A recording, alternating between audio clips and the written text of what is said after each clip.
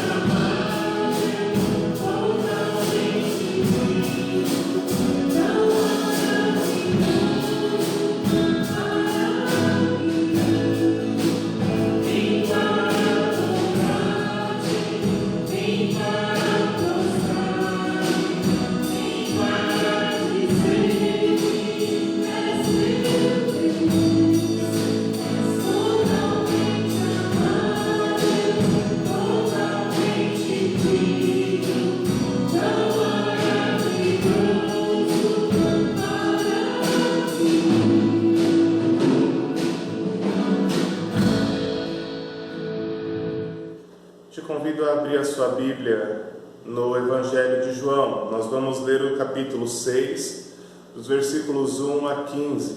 João 6, de 1 a 15. Diz o seguinte: depois disso, Jesus partiu para o outro lado do mar da Galileia, também chamado Tiberíades. E uma grande multidão o seguia, porque vira os sinais que ele operava nos doentes. Então, Jesus subiu ao monte e sentou-se ali com os seus discípulos. A Páscoa, a festa dos judeus, estava próxima. Levantando então os olhos e vendo uma grande multidão, ou que uma grande multidão se aproximava, Jesus disse a Filipe: onde compraremos pão para que comam? Ele, porém, disse isso para colocá-lo à prova, pois sabia bem o que estava para fazer. Verso 7, Filipe respondeu-lhe: 200 denários de pão não são suficientes para que todos recebam um pouco. Disse-lhe André, um dos discípulos, irmão de Simão Pedro: aqui está um rapaz que tem 5 pães de cevada e 2 peixinhos, mas o que é isso para tanta gente? E Jesus ordenou: fazei o povo assentar-se. Havia muita grama naquele lugar. Sentaram-se os homens em número de quase 5.000. Jesus então tomou os pães e, havendo dado graças, repartiu-os à vontade entre os que estavam sentados e fez o mesmo com os peixes. E quando todos ficaram satisfeitos, disse Jesus aos discípulos: recolhei os pedaços que sobraram, para que nada se perca. Eles recolheram os pedaços e encheram 12 cestos com pedaços dos 5 pães de cevada que sobraram aos que haviam comido. Quando aqueles homens viram o sinal que Jesus realizara, disseram: este é verdadeiramente o profeta que haveria de vir ao mundo. Percebendo Jesus que estavam prestes a vir e levá-lo à força para proclamá-lo rei, retirou-se novamente sozinho para o monte.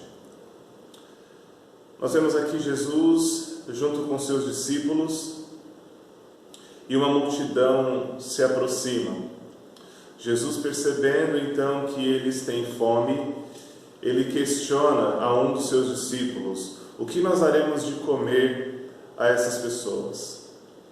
Em seguida, um outro discípulo se aproxima com um rapaz que tinha 5 pães e 2 peixes. 5 pães de cevada, que era o alimento mais comum para a população pobre daquela época, e 2 peixes.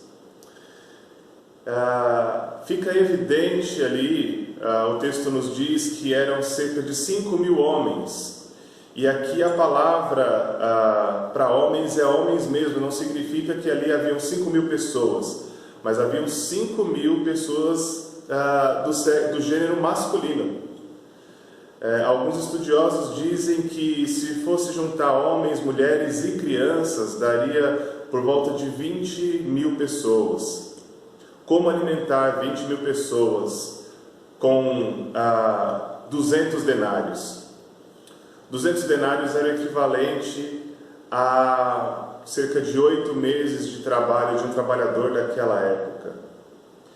E veja bem, para aquela quantidade de gente, nem o salário referente a 8 meses era suficiente. Quem dirá então 5 pães e 2 peixes? Nós temos nesse texto essa trama, esse problema.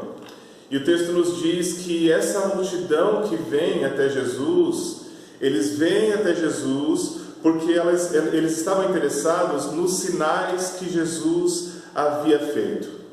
Eles estavam interessados naquilo que Jesus poderia proporcionar como sinal, como um milagre a eles. Havia necessidade de alimentar a multidão, que, como eu disse, era cerca de 5.000 homens, provavelmente cerca de 25.000 pessoas aí, entre homens, mulheres e crianças. E apesar, como eu já disse, de terem um valor referente a cerca de 8 meses de trabalho de uma pessoa, aquilo não era suficiente para alimentar toda aquela multidão. 5 pães de cevada e 2 peixes eram claramente insuficientes para alimentar aquele povo.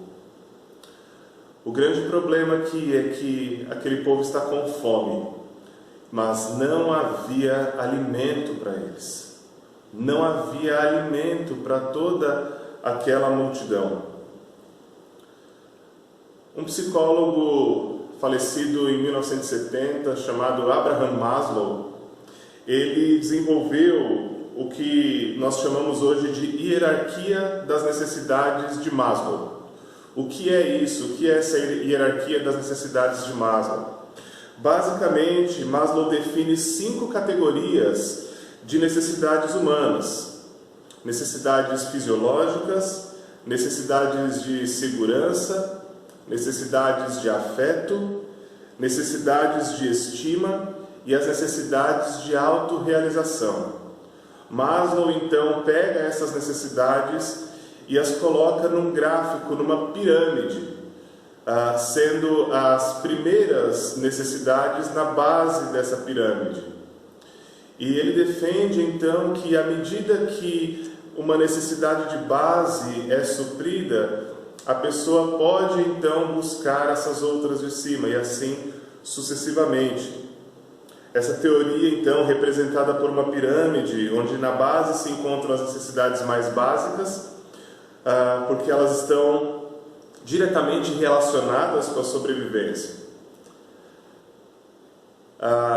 Aqueles que creem em Jesus, eles devem acrescentar a essa escala de Maslow uma outra necessidade, que se suprida essa necessidade, aí sim você pode ir, ou a pessoa pode ir degrau a degrau, a primeira necessidade básica, a segunda e assim sucessivamente. Essa primeira necessidade, para aqueles que creem em Jesus, é a necessidade do eterno, como base dessa pirâmide. A necessidade de um relacionamento com Deus, a necessidade da vida de Jesus Cristo em si.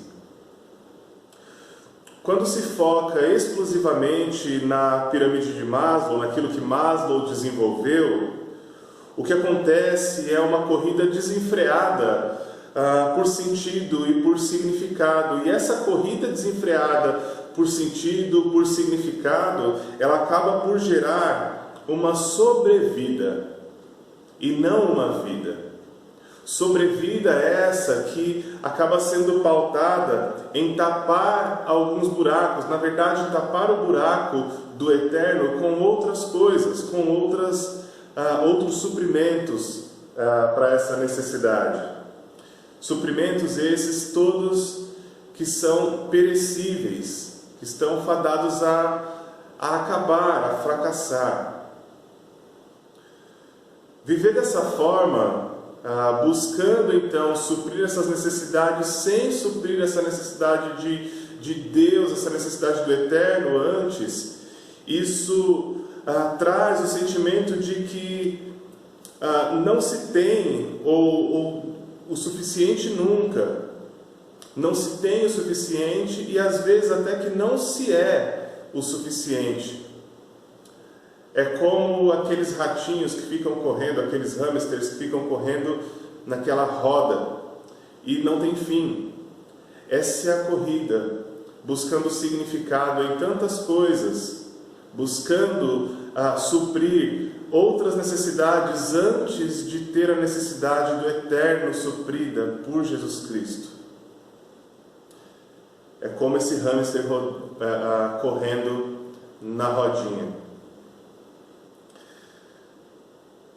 No texto nós vemos que Jesus se importa com as necessidades básicas do povo, e prova disso é que ele multiplica os pães e também multiplica os peixes. Ele alimenta aquela multidão, porque Jesus se importou com ele.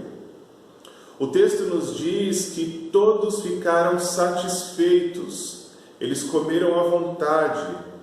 Além disso, além deles estarem completamente satisfeitos, deles comerem à vontade, ainda sobraram pães e peixes para encher 12 cestos.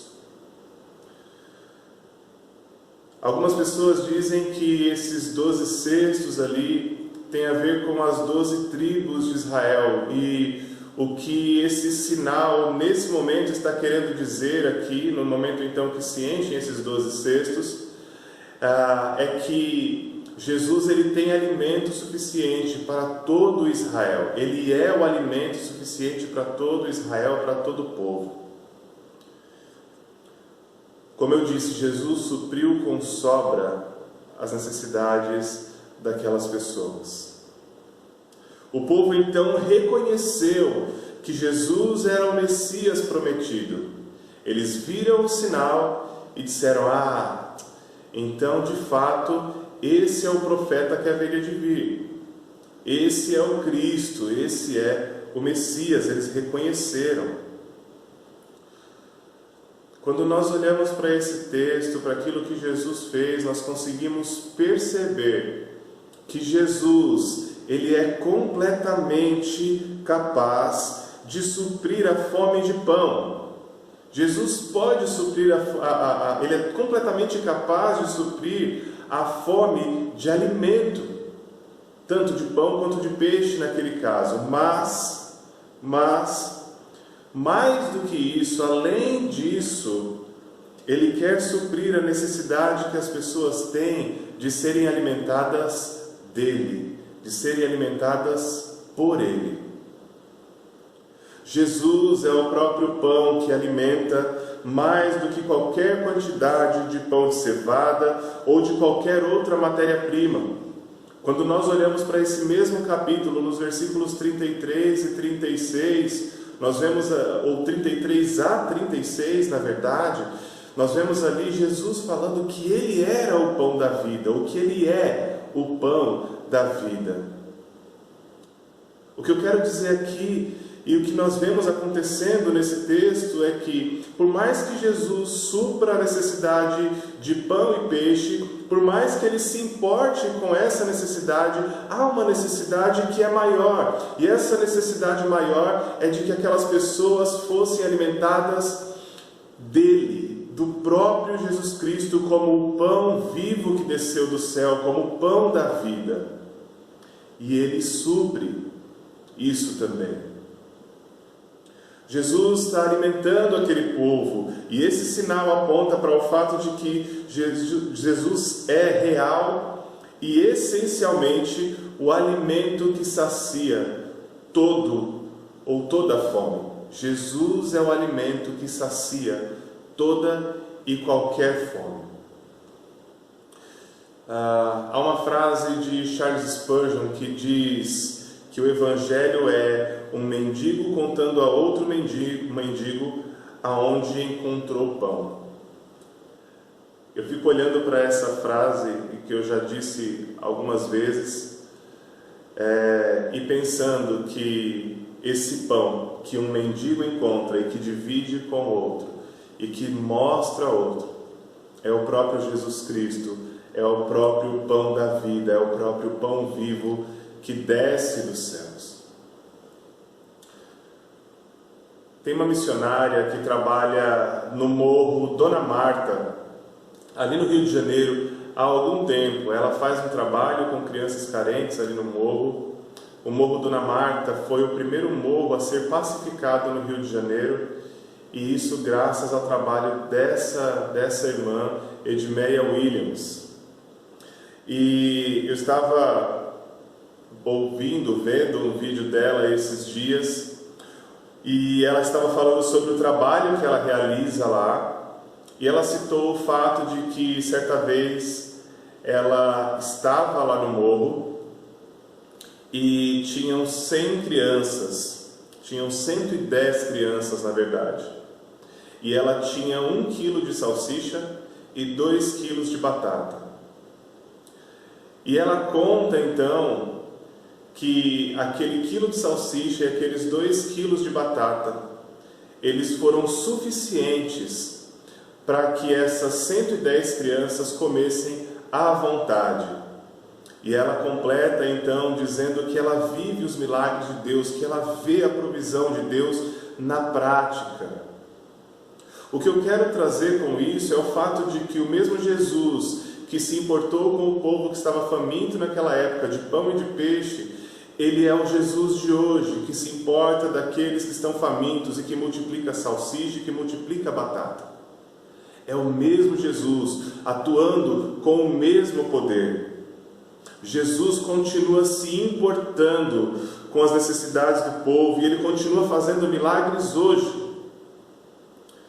Jesus é completamente capaz de suprir as suas necessidades de pão, as suas necessidades de alimento, as suas necessidades de bebida, de comida, as suas necessidades de roupa. Porém, mais do que isso, Ele quer suprir a sua necessidade do eterno, de comunhão com Deus. Essa é a maior necessidade da sua vida. E essa necessidade Jesus também quer suprir, a sua fome de Deus. Jesus é o pão da vida, que pode te alimentar de tudo aquilo que é essencial para que você tenha as demais necessidades saciadas. Você lembra da pirâmide de Maslow? À medida que uma necessidade é saciada, pula-se então para outra parte da pirâmide e assim sucessivamente. Com essas necessidades, ou com essa necessidade do eterno, a necessidade de Deus suprida, nós podemos então ter as outras necessidades supridas também. Jesus pode tapar cada buraco e saciar você da fome mais profunda da sua alma, que talvez você esteja tentando saciar com tantas outras coisas. Jesus não quer que você viva uma sobrevida. Jesus quer que você viva uma vida verdadeira, uma vida de verdade, uma vida real, uma vida plena. João capítulo 10, versículo 10 diz: o ladrão vem somente para roubar, matar e destruir. Jesus falando: eu vim para que tenham vida e a tenham com plenitude. Algumas versões dizem a tenham em abundância. É essa a vida que Jesus tem para você. É essa a vida que você pode desfrutar quando você entende que a maior necessidade que tem na sua vida é a necessidade de ter relacionamento com Deus e que Jesus pode saciar essa sua fome dele mesmo, do pão vivo que desce dos céus.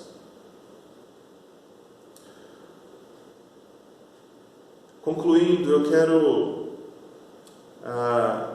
te dizer algumas coisas. Primeiro, busque ser saciado não só por Jesus, mas busque ser saciado de Jesus, do pão vivo que desceu dos céus.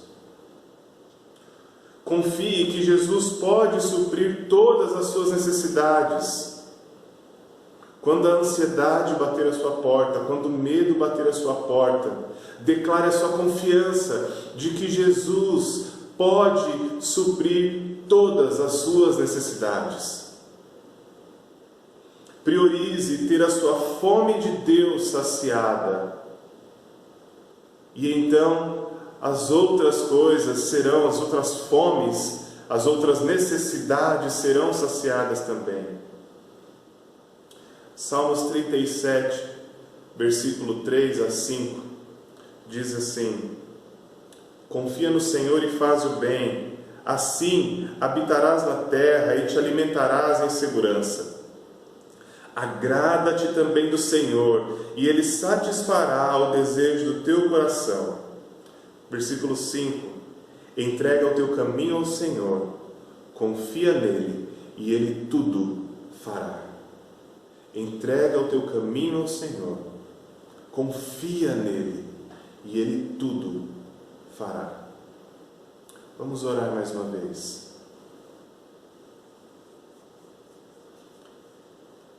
Senhor Deus, obrigado pela sua palavra, que nos ajuda a compreender o quão grande o Senhor é e o quanto o Senhor se importa, o quanto o Senhor nos ama, Pai. Muito obrigado, Deus. Em nome de Jesus, ajuda a cada um que está assistindo esse vídeo nesse momento a colocarem o Senhor como a primeira necessidade e buscarem no Senhor serem saciados da fome de Deus através de Jesus Cristo, o pão da vida. Obrigado, Pai. Muito obrigado, porque o Senhor é o pão vivo que desceu dos céus e nos alimenta não só do Senhor, mas o Senhor também supre as nossas outras necessidades. Nós não precisamos ficar como ratinhos correndo numa roda, Pai. Nós podemos contar com o Senhor e descansar em Ti, entendendo que o Senhor nos dá aquilo de que precisamos e de que o Senhor nos capacita para que nós tenhamos aquilo de que nós precisamos. Tudo depende do Senhor, Pai. Obrigado, Deus, em nome de Jesus. Amém e amém. Nós falamos que Jesus é o pão vivo que desce do céu e que nos alimenta da nossa necessidade mais profunda, que é a necessidade do eterno, a necessidade que nós temos de sermos alimentados do próprio Jesus Cristo, tendo assim Ele vivendo em nós. Nós iremos agora celebrar a Santa Ceia, a Ceia do Senhor. E aí na sua casa, que você faça isso com esse sentimento e com essa consciência de que Jesus é o pão vivo que desceu dos céus. E é Ele então que quer nos alimentar dele, para que nós sejamos capazes de viver a sua vida enquanto nós estivermos aqui. Abra sua Bíblia em Mateus 26, nós vamos ler a partir do versículo 26.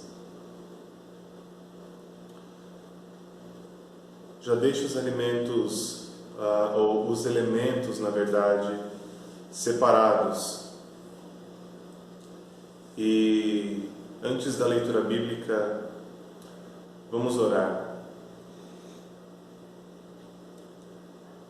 Obrigado por ser o pão vivo que desce do céu, que nos alimenta e nos proporciona vida no Senhor Jesus. Nós consagramos esse suco de uva e também esse pão ao Senhor, entendendo que o pão simboliza o próprio Senhor, a sua carne que foi dilacerada, que foi entregue por nós, para nos dar vida, uma vida plena, uma vida abundante.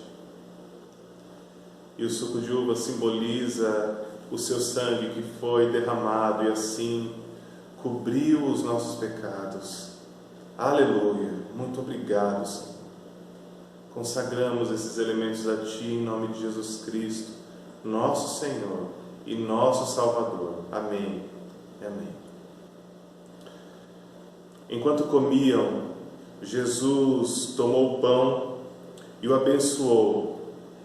Em seguida partiu em pedaços e deu aos discípulos, dizendo: tomem e comam, porque este é o meu corpo.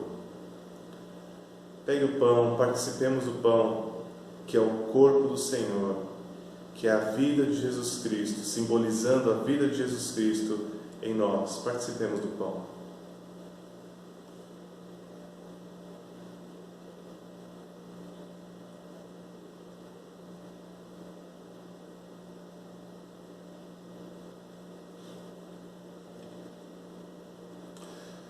Verso 27, então tomou o cálice e agradeceu a Deus, depois entregou aos discípulos e disse: cada um beba dele, porque este é o meu sangue que confirma a aliança.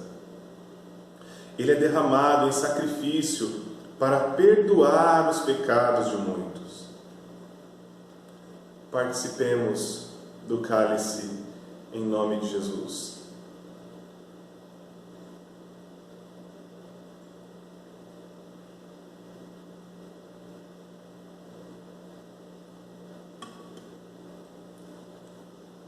Te agradecemos mais uma vez, Senhor, pela oportunidade que temos de ter comunhão contigo e uns com os outros.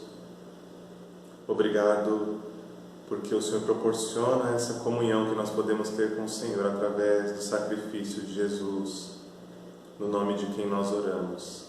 Amém e amém.